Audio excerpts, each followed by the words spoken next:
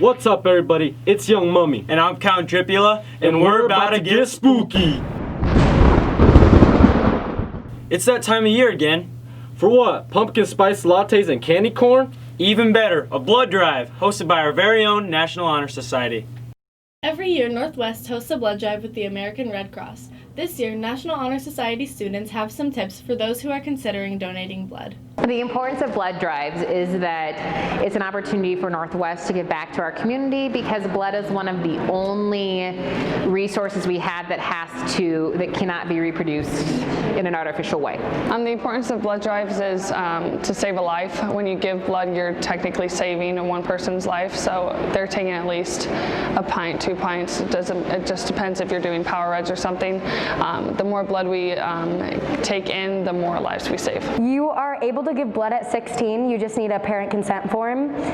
And if you're over the age of 16, you do not need a parent consent form. To prep to give blood, you should always eat before because we've had people pass out or you want to drink a lot of water.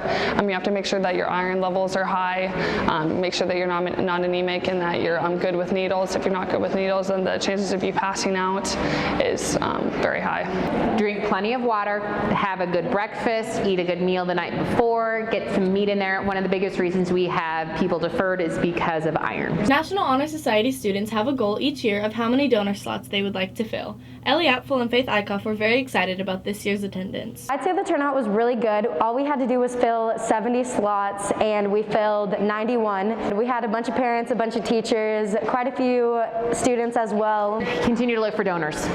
And if you're someone who cannot donate, encourage people around you to donate or help with a drive, do things to help out. This is just a great opportunity as students to step up and give. It's a great way. Every unit collected can save about 3 lives. Especially during this time, it's a great time to give back. It's also a great leadership opportunity for our students who are leading the drive. National Honor Society would like to thank everyone who participated in this year's blood drive and looks forward to repeating their success next year. Wow, I sure love when people give blood. You got a little something there on your lip. What happened? No, nothing. Speaking of pins, our bowling team is ready to compete. Roll it! Coach Nikki Bradley and the Northwest bowling team is beginning preparation for the upcoming season. The team has strong leadership this year with returning members like Lennon Fenny. Started bowling back in 8th grade because my brother was on the team originally and he said that was pretty fun. He liked it and I thought, hey, this is something I want to be a part of. The team itself, the people on there, because each one of them is just like very different and they all work together really well and it's really fun to be around. Meeting all the new kids, teaching them all new skills and helping them with their bowling. We practice on Tuesdays and Thursdays from 4 to about 5:15, 5:30. On Fridays we do to about 5:30 and then we practice at Westside. Meets are usually on Saturdays, usually going from the morning and then kind of around noonish. Noon to 1-ish kind of is when they get over. My goals for the team are just kind of do good, get to state. Hopefully keep making it through districts so we can go to state. That we've done. We've only missed 1 district that we haven't made it state yet, so we're doing good so far. It's a lot more fun than what it would seem like. The people around you are you know, doesn't matter if you're bad or good, it's all still really fun to be around and definitely consider joining. It's really good.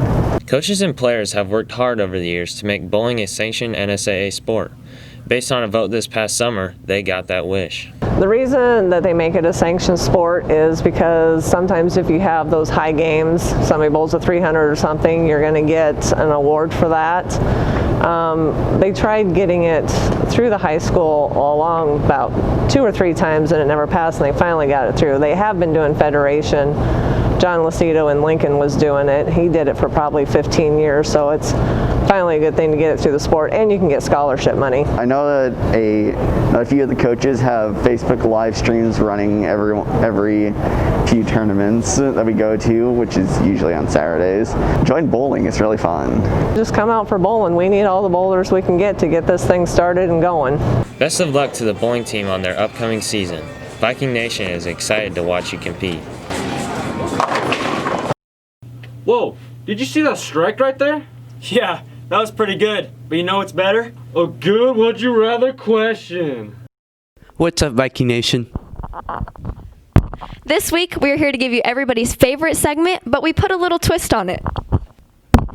Instead of Viking in the Village, we have a segment of Would You Rather, but teacher edition.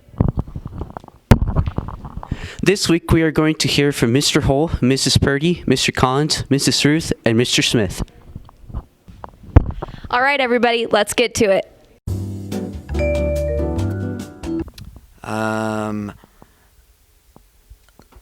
How big is the bear?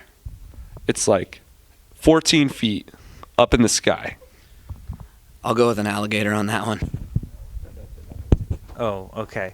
I think I would rather wrestle an alligator. I would say just purely on size, I might have the advantage. Either way, I'm going to die, but I might have a chance against the alligator.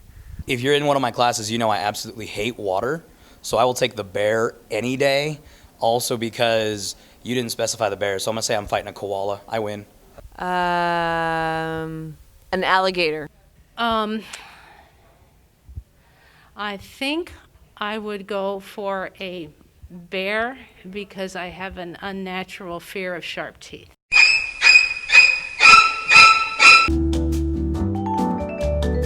I would rather have a unibrow because I can shave that like more easily. With a full back of hair, you have to do this number, and I'm not that flexible. Full back of hair. That's an interesting question for me, as I have neither. Being a Spanish teacher, I think I would like to have a unibrow because of a famous Mexican artist, Frida Kahlo. I could identify with her. Ooh, that's tough. I'd probably go with the unibrow because it's easier to fix. But I mean, if I'm forced to keep it, I think I could pull it off. I'd rather spend all day standing. Sitting is the new smoking, according to Sanjay Gupta. Standing. I hate to sit.